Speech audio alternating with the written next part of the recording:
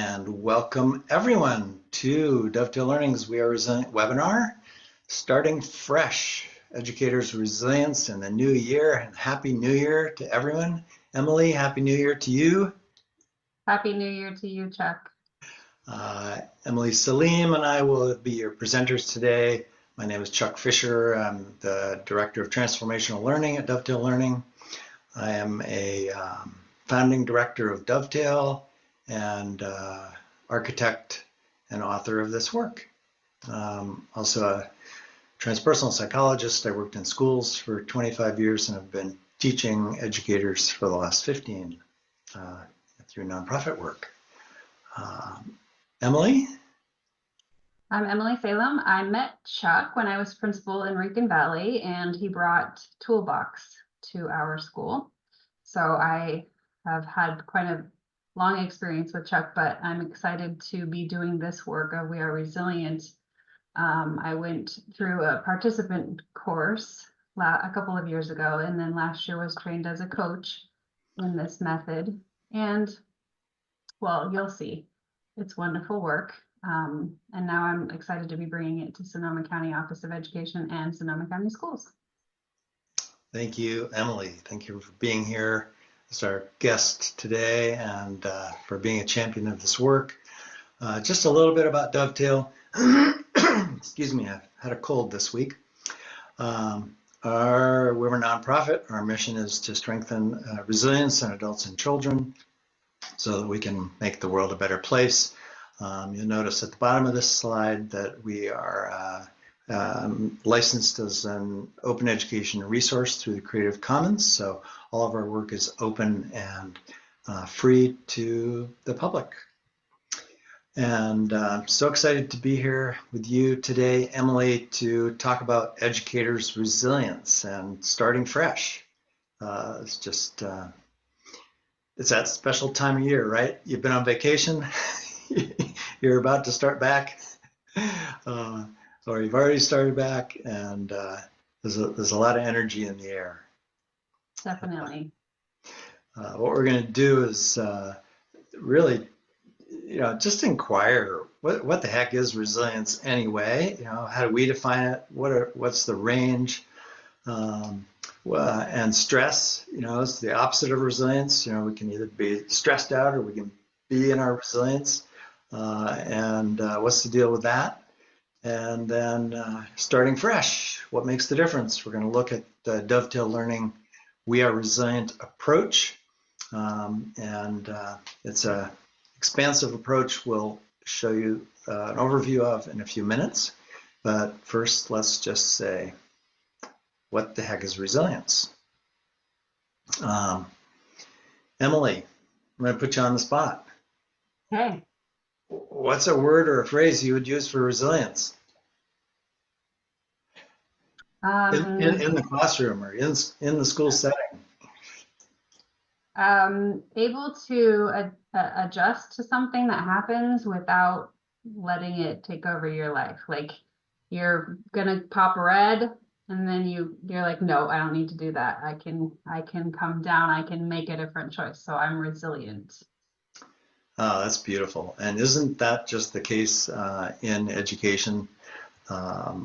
Generally, I mean, it's such a whirlwind of activity and people and different kinds of people, from supervisors to like the superintendent to, all the administrators and teachers and kids. And wow, education is just an incredible thing. And being resilient in it is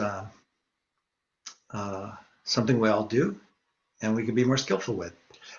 So let's look at Dovetail's, excuse me, again for my cold, Dovetail's borrowed definition of resilience. We love this from Ann Maston at the University of Minnesota. She says, resilience is just an ordinary superpower. Doesn't come from rare and special qualities, but it's the everyday magic that we all live in. And yeah, I've had to be resilient several times today. Had a little, upset with my wife this morning, threw me out of balance, and had to find my feet under me and find our way through a little thing. 5 minutes, but had to be resilient. Um, uh, any examples, Emily? Just today, off the top of your head? Um, no, not today, but yes, definitely every day. Being resilient, we miss the bus. We like, what do we do? How do we solve this problem? Whatever in the day-to-day of life. Um, Yep. yeah, Encounter traffic, going to be a little late to school. The anxiety goes up, or the resilience goes down, at least for a minute, and then yep. we can catch ourselves and we take a deep breath and find our feet under Yeah, us. I don't know how many times I think about the patience tool when I'm driving. Like, I am strong enough to wait. I know that that is not this program, but that's what happens to my brain when I start to get anxious in traffic or in a situation. I get out my little tool. And I think that that is a tool of resiliency, is that patience and breathing and taking a moment. Yeah, absolutely. Just getting perspective, standing back and going, oh, it's not the end of the world. There's other things possible. So that, in a nutshell, is resilience. And let's just look at the range, because we all walk into things that we might call the storms in our life. Health problems. It could be a real storm in the weather. It could be a storm in our family. A storm. COVID was a giant storm. So these all the storms that come across and blow us down. And then there's also the miracles every day, the storms and the miracles.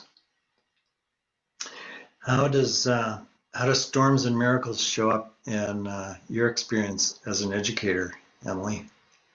Wow, the storm is definitely present in the day to day, and the this is crazy, and the kids come in and they're after recess and they're fired up or something happened and there's the storm, and then the miracle is when you see, oh, I learned that, oh, I'm excited about this, or the hug, or the I have a friend who just finished a long-term sub position, and just she was sharing the notes with me that the kids wrote to her. She's feeling very insecure about leaving and about being done with this position, and did I really help, did I do anything good? Well, the notes, absolutely, right? The kids Mm, love, children love the adults. So how mm. do we set them up for those experiences?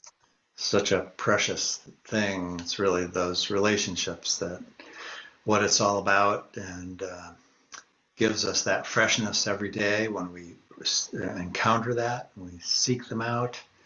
So this storm and the miracle we like to call the both and. There's difficult things that happen, and then there's also just absolutely miraculous, loving things that happen pretty much every day. And Einstein has this little quote, there's two ways to live, as if, there's nothing that's good, or everything is a miracle. And the storm mentality is really the victim. It's like, oh, uh, I'm being pushed down because of the circumstances of my life, or the circumstances of not having a sub, or the circumstances of how my administrator talks to me, or as an administrator how a parent is talking to me, when in fact all of it is really a miracle when we open our hearts and we lean into being curious about another person's experience.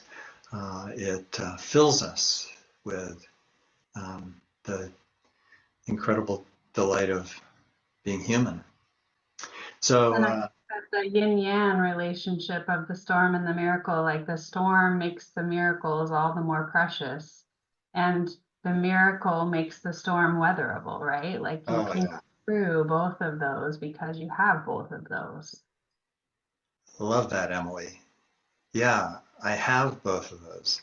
And Right. sometimes I completely forget that I have a miracle. And it's usually because of stress. So let's talk about stress. Yes. What's the deal? oh my gosh, stress is the thing, right? Stress is the antecedent. Stress is the behavior that happens in the classroom. Stress is anything. The car won't start in the morning. The students misbehave. I'm not sure why they won't sit down and be quiet. The teacher next door to me is mad at me because I didn't do something, or because she wanted me to do it this way, but I didn't know that. What's the deal with personal stress? I'm exhausted. Teachers Yeah, are, I could bring it in from home. It could be, my dear mom, who's 86, is sick and ill on the other side of the country or down the street or whatever. So much that impacts us and makes us, I think, afraid that something might go wrong or that we're not doing it right. For me, that's always been the case in school dynamics. I was a school counselor for 25 years, and I felt responsible for the well-being of students and people and the adults and the families. And there was my stress was, can I do it well enough? So there was this question in my mind that I had to ask. And I right? think that's what we all do, right? We question whether everything's going to be okay. And we worry and we have anxiety, we anxious feelings around things, and we get angry and we get frustrated, but all of those things, we can overcome those things. And it's totally normal. So moving into how stress works, we'll just look at this for a couple of minutes. What's the stress reaction? So let's just have a story here. So here is let's say a third grade classroom. And we walk in from recess and the students are fighting and you pushed me and you did this and da da da da. The stress event, the teacher thinks about it and says, everybody sit down. I'm so tired of this. Why can't you come in peacefully and quietly? Sit down, pull out your notebook. Be quiet, do your work, right? And then she calms down, or he calms down, and then feels really bad for yelling at them and goes down below into depletion, right? I lost my cool. And then I feel terrible about it. And then I can come back up to baseline. So what I did was attack, right? I was like, I'm going to just, why can't we just get along, right? That A would be protective pattern, right? exactly my protective pattern of attacking. Mm. So alternatively, we practice and we think about how I noticed that I attacked that time. I'm like, okay, it's probably going to happen again. Those third graders are probably going to have a fight at recess. So it happens again. And I go, oh, wait a minute. I wonder how I could handle this differently. I wonder what I could do. I think about it, and then I go, oh, I have this skill. I can just take a breath. And that helps me calm down. And then I might say, let's talk about it. What happened? Or take two students outside the door and have everyone else get on with their thing. But I didn't lose my cool. I'm better at it. I chose a different pattern. I chose to calm down and to engage to solve the problem. You found your resilience. You found that place inside you that you were okay. Right. Incredible. And that's really what it's about, right? Anchoring into something that's we know is there, so we can stay more in the zone. But if we even think about it further in advance and we anticipate that stress, we know that they're going to have problems at recess because they're kids and that happens, right? I'm thinking about all of the principals and teachers I know and how those are the areas of time that are less structured and more problematic. So we anticipate that. And then we go, okay, so if this happens, I could choose, how could I choose to deal with this? I could choose to employ some restorative work with them. I could take them outside. We could talk about it. I could know what I'm going to do in advance of that stress event. So then they walk in and I already know what I'm going to do, right? I don't have to react. It's not a reactive pattern. It's an anticipatory pattern. So then I stay calm and even keel.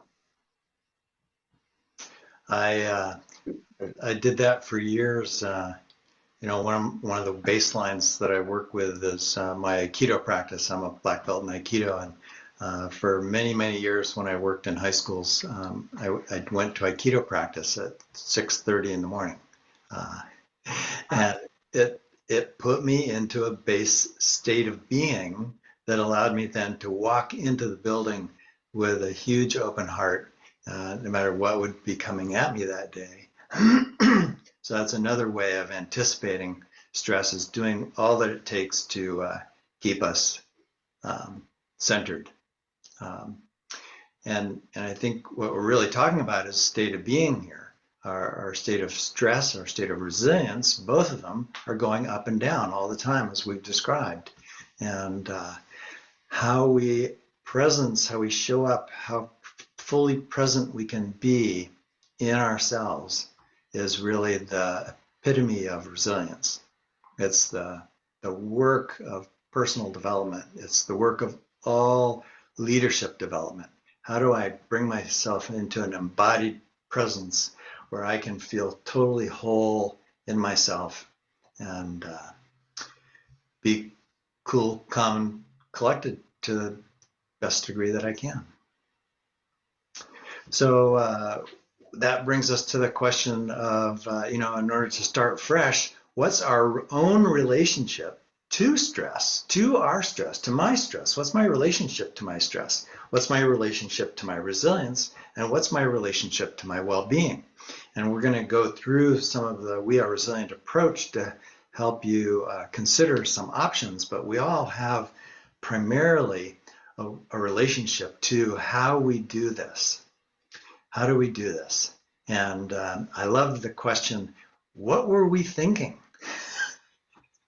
Because I only get stressed out when I'm thinking an unpleasant thought or a judgmental thought, or it shouldn't be this way, or that shouldn't have happened, or all of these ways in which we get out of balance, which then stresses us out. And staying in resilience, moving toward resilience, strengthening our resilience so we can have a deep, embodied presence of well-being, has to do with what we're thinking. And we'll be looking at that next. You want to talk about Practice Model Coach first? Yeah, I was just going to say that we have the model of Practice Model Coach because you have to be good at something or practice it or do it yourself before you can model it for students, right? And this is, I think, one of the biggest keys for me in the work that I've done around my own resiliency. And I had this example that my mom and dad don't talk about things. So they don't model things they don't model dealing with things. So I didn't learn that as a child. That was not part of my patterning. So if we practice it now as adults, and then as an educator, if I'm in a classroom and I have that moment where I did the explode that I talked about earlier, where I did the yell at people, yell at students, or just say, sit down, I want you to be quiet and be good. And then the next time say, oh, I'm not going to get upset this time. Remember last time this happened? I'm going to make a different choice right now. I'm going to choose to take a breath and think about how to act. So then I'm narrating what I'm doing. And then later, if students are having a problem, then I can coach them through it by saying, remember the other day when I said, I want to make a different choice. I choose something different. Remember that? I wonder if there's something different you could choose. So the practice model coach approach is, I think, one of the keys to this model. So model and modeling. I love modeling theory, which tells us that it's the coping model that children learn most from. If I go into the classroom and I pretend like I have it all together and I'm perfect and I'm the only one that is perfect, kids can't learn that they're okay, nor can they do that from a dysfunctional model where the teacher's always yelling.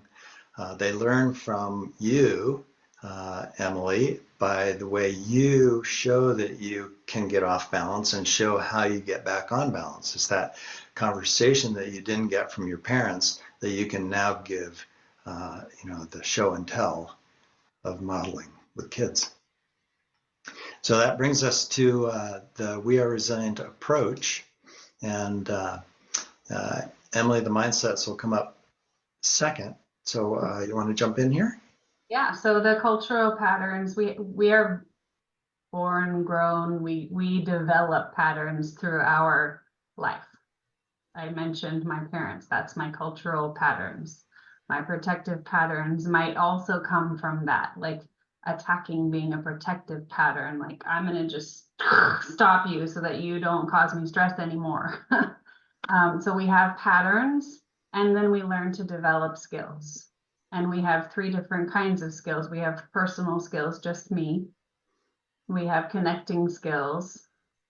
Between Chuck and I, we have connecting skills. And then collaborating skills is with a group of people, a group of teacher with students, or teacher with their principal with their teachers, or a PLC team. All of those are ways that we could collaborate. So we have centering skills, connecting skills, and collaborating skills. Well, we like to call personal resilience, relational, one-on-one resilience in the relationship, and then group resilience. And we really can be a group of 2, because Emily and I did a lot of collaborating on preparing this slide deck. But it's about, okay, we're working out together on something which is different than just our relationship, and what do we need from each other in the way of being seen, felt, heard, like that. So the We Are Resilient approach has 3 parts: the patterns that Emily described, the skills, and then also the mindsets. And the mindsets are choosing to be curious about something, choosing to make a choice, choosing to be courageous in that choice. We have the ability to react to things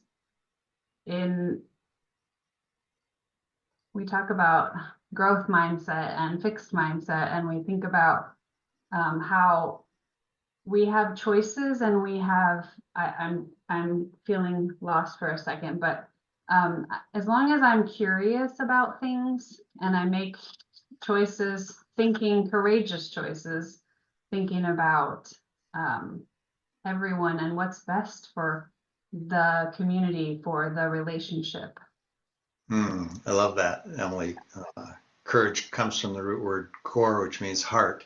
So what is my heart telling me that I need to take a stand for here, to have courage to be vulnerable, to let a child know that they hurt my feelings, and to use that as a teachable moment. And for me, this goes back to the slide we saw earlier, which had the phrase at the bottom, what was I thinking, or what am I thinking? Well, am I thinking judgmentally about the classroom or the day or what happened to me this morning? Or am I curious about how I can be with it, my relationship to it, my relationship to myself, my relationship to my colleagues and the kids and the parents, their parents? And then what's the range of choices that I have? And so we're not going to go fully into this whole approach. It's quite extensive, but we're going to keep asking the question, how do I start out fresh this semester? And one way is to just be aware that there are mindsets, patterns, and skills that all of which can support me. And we're going to start with the protective patterns and just consider, how can I be fresh in the face of my reactions, my own reactions? Every human being has all of these protective patterns. Sometimes we get distrusting about something, or hypervigilance, we have to, follow it closely. Hyper caretaking, which is taking too much for someone else at my own expense. And then one of my favorites is avoiding. I love to avoid. And how can we get through life without avoiding? I mean, we have to avoid the news, we have to avoid the world situation, at least to walk down the block and get the milk. and defending and attacking. So how do these show up for you, Emily? And what does it have to do with stepping into a school year halfway through the year and doing it from a fresh perspective? Yeah, well, I'm a avoider. I'm definitely an avoider. I don't, well, maybe didn't have difficult conversations nearly as frequently as I should have or ever. I think that as a school leader, that was my go-to protective pattern. Like, I'm just not going to deal with it. Now, I think that my later in life is distrusting, like, how am I feeling about this? Being very tentative, being very reserved about things. Definitely, how would I go into just knowing that I avoid things has been such an eye opener for me, because I can say to myself, Emily, you're avoiding this. And I can make Mm, a decision. I can choose something else. I can choose to say, hey, when you said this, that didn't sit right with me. Can you tell me more?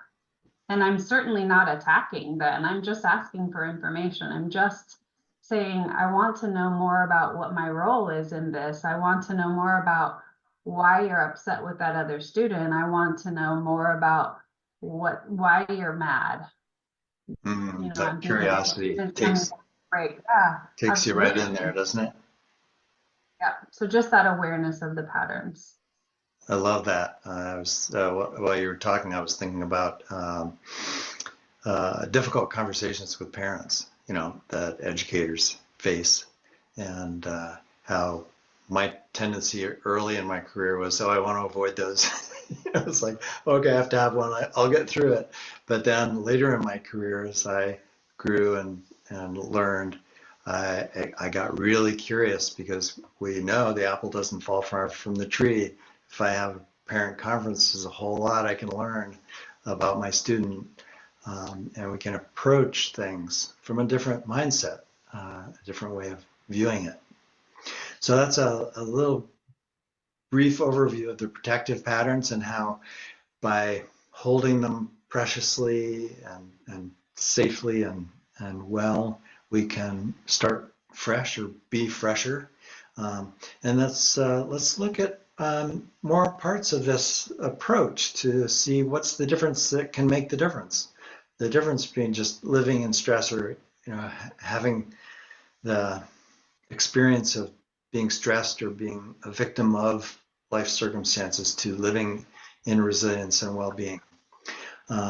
We've already covered these mindsets in various ways here.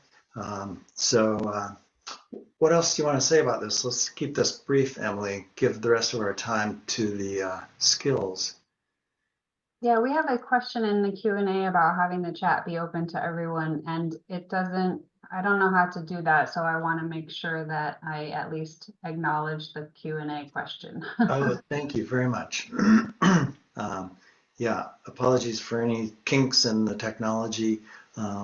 We're going to, if you have questions, put them in the chat, and we'll try and address them. And It only does for the host and panelists, but we'll read them aloud to make sure that they come to everyone. That's, I think, what the person is asking. I see. Got it. Right. So mindsets. The mindset of curiosity, that is what I just said about, oh wow, I just hit something.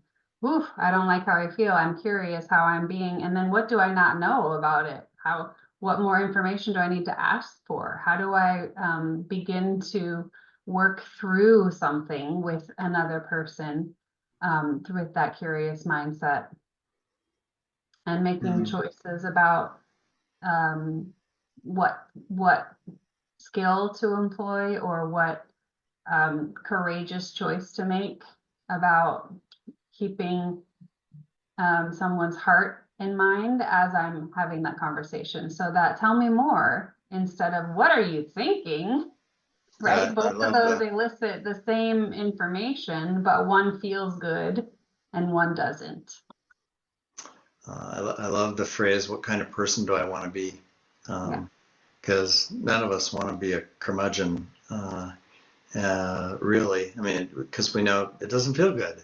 And so when I really inquire within to how do I want to show up and what's my heart tell me, um, it lets me enter the building really in a fresher way. So let's move to the skills. We have three sets of skills, as Emily described earlier. Centering for personal resilience. How do I center myself?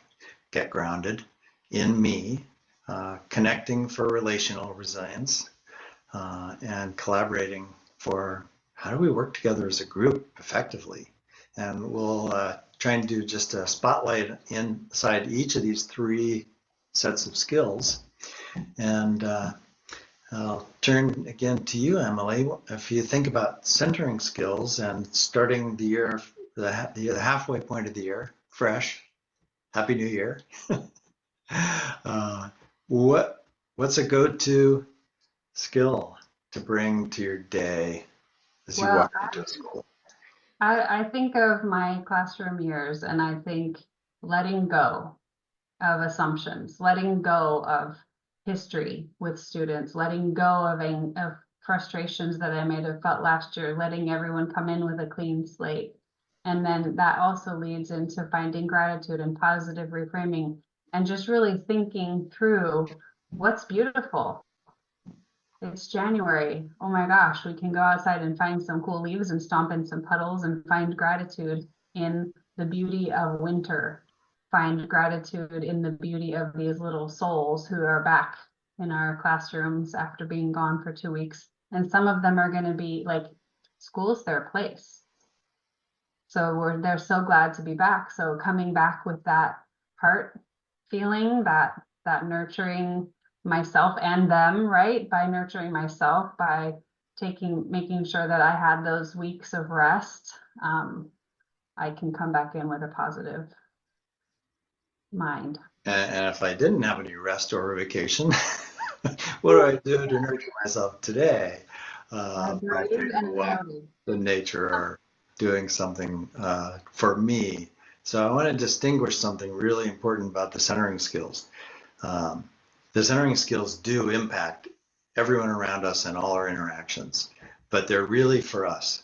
They start here, and it's about owning our own the home here that we live in. What do I need to do to manage my neurology, my nervous system, my stress? And for me, first is noticing if I'm starting to get stressed, just the sensation in my body, and then beginning to breathe. And as a longtime martial artist and having done lots of yoga, I've had lots of experience with breathing. But breathing is a go-to. We know from the science that completely changes us almost instantly when we bring our attention to the sensation of the breath.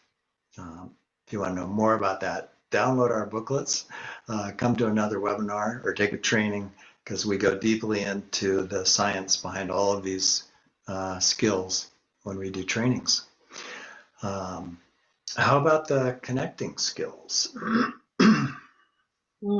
Choosing kindness. That one's my go-to. Really, I want it to be speaking authentically, and I'm working on that one. But choosing kindness is choosing, and this is a Brene Brown, but being clear is kind, right? So that comes into that speaking authentically, because I want to be clear, because I want to be kind. I want children, I want staff, I want people around me to know what I'm thinking, what I need from them. Yeah, that's beautiful, Emily.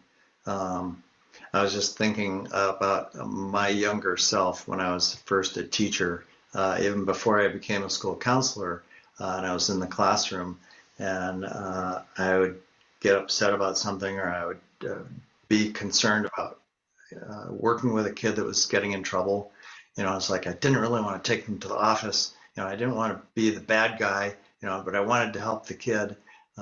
And it was through my own maturity of coming to understand, of just empathizing with what a child is going through, whether it's a older teenager who's, just gotten busted at a drinking party, or a young child who's hitting their friend on the playground. It's all about helping them manage their neurology, and empathizing with what it's like to be out of control, and to listen with my heart, and choose that kindness, and then be fully authentic, um, with that younger human being who just is so desiring, um, affirmation from the adults around them. I mean, that's the baseline, right? Those kids really want our affection and to be in belonging, and they will fight as hard as they can to try and get away from things that don't feel that way. Yes. And just noticing them allows you to feel that, right? Just Mm. noticing when children are retreating into their sweatshirt or coming in bouncing full of energy, just noticing them allows you to empathize with them and have conversation with them and care about them. Yeah, it could be just walking over and standing near them, letting them know that you're present. Uh, that's, you see master teachers do that. That just silently and quietly, move around the classroom to be near a child who needs some relational resilience, because they get it from us, literally and figuratively. Uh, Such a beautiful thing. Um, Anything else about connecting for I you? think going back into the classroom after a break, just that noticing that standing at the door on Monday morning and saying, I'm so glad you're here. I missed you, right? Just that heart connection. Yeah, I know teachers will stand at the door and shake hands with every kid as they come in the classroom, and it's And just, a high five or a hug. yeah, right. um, the other thought that I have is the connecting that we need with our colleagues and administrators, and that administrators need that with their colleagues and with teachers that they're working with, and the connectedness that is comes through a school with strong relational resilience. Um, well, let's turn to the final set here, and then we'll have a few minutes before we close this 45-minute webinar. Um, and Collaborating for group resilience. Wow, if there was one thing you needed, what might it be? A kind of go-to skill set that you could practice moving into the second half of the year. In my classroom time, it would be that noticing group, noticing how we're feeling, noticing how to bring us together, and in noticing, probably noticing that we need to come to agreements together, right? I'm noticing that we forgot how I'm thinking of, I taught kindergarten primarily, everyone, so that we forgot how to sit. Or all of a sudden it's January. This really happened most of the time in kindergarten. It's January and suddenly they're scholars.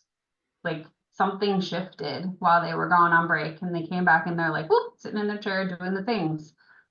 So noticing that, appreciating that, or noticing that we forgot the agreements because we went away for 2 weeks and we need to come back together and seek those agreements so that we can honor them.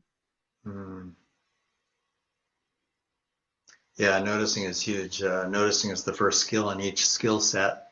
Notice myself, notice someone else, notice how the group is interacting, who's in, who's out, working with that. Um, for me, one of the most amazing skills here is honoring agreements, because it has a lot to do with conflict resolution, and when agreements are broken with a child, or with even an administrator might break an agreement. For me as a teacher, it's like, oh, I was going to do this or have this way, and then the district changes things and it's a different way, but just staying relevant, relevant, strong word, staying up to date with the integrity of the conversation, because integrity is about honoring our word. And when I haven't honored my word to what I say I'm going to do, and it might be I've told the children I'm going to do something on a certain day and it's just not going to be able to happen. Just facing that and owning it and honoring that I'm not going to be able to do that today. It's going to have to be a couple weeks down the road, or, we stay in relationship by honoring our agreements. And you mentioned missing agreements a minute ago. That's a whole nother topic of discussion, because in my world, in my life experience, most conflict comes from missing agreements. We just didn't have an agreement about something that's important. So thank you for this great conversation, Emily. It's so fun to do this with you. We've got a few minutes left. First part we want to do, Emily and I are going to be doing a workshop. You want to talk about this, Emily, just so everybody's aware?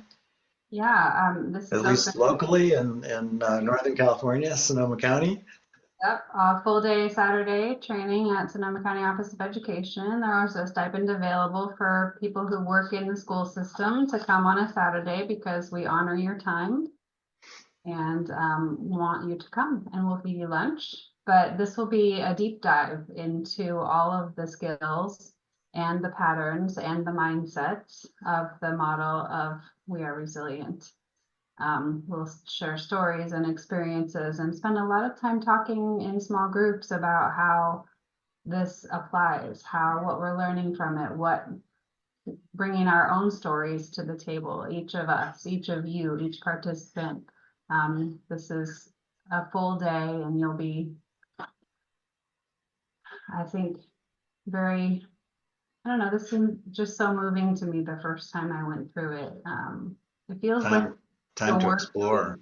Yeah, it feels like the work before the work, right? We get hired as teachers and educators, and we go into classrooms and we think that our job is to teach, and it is, but there are so many things that we have to know how to do well before we can teach the stuff of reading, writing, and arithmetic.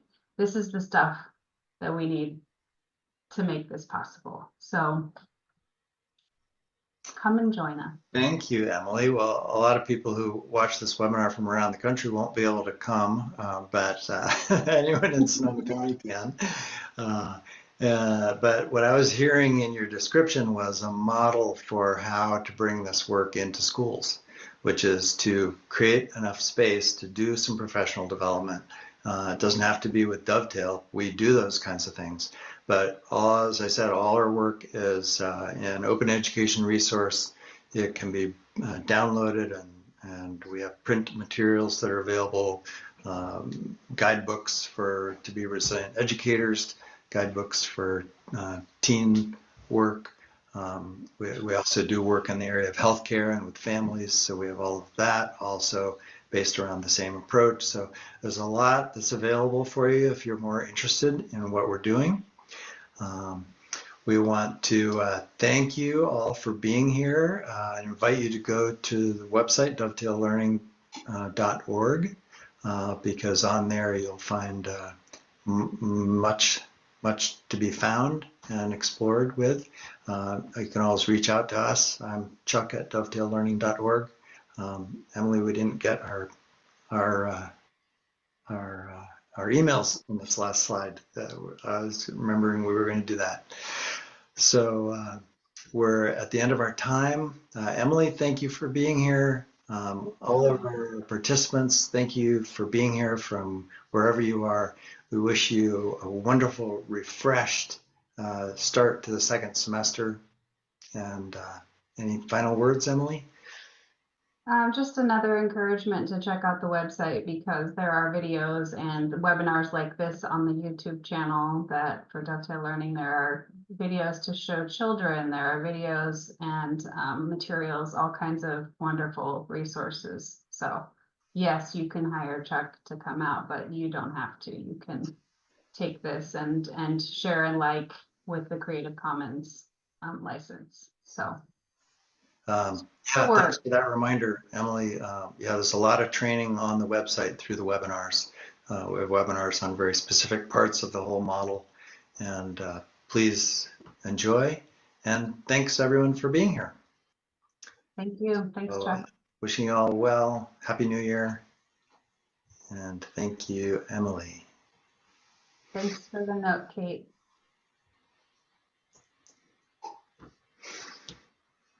Yeah, great to have you here, Kate.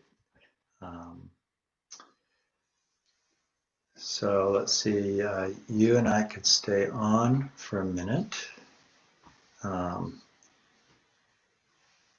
Kate, if you want to talk to us, Oh, there you are. We can let you. you can be unmuted.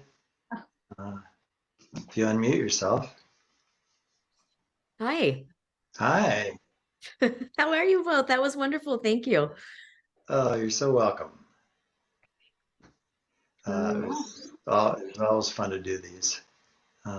Any thoughts or questions you have? Just that it was really nice reminders of the things we need to do as educators to make sure that we're taking care of ourselves so that we can take care of students and others that we encounter. As a longtime administrator, I was also thinking a lot about how we administrators need to do that as well, because there's so many people who are relying on them. So if you're an administrator out there, please make sure that you're using these tips and tricks to, be mindful and take a breath and be resilient. Wonderful reminder. Thank you so much. Yep, we're all human beings. Indeed. we're all experiencing the same thing, whether we're 3 years old or 65. You can't see me, but I'm nodding. Oh, okay, great. Thanks for coming on at the end here. Sure. Thank you for this. This was lovely. You're very welcome.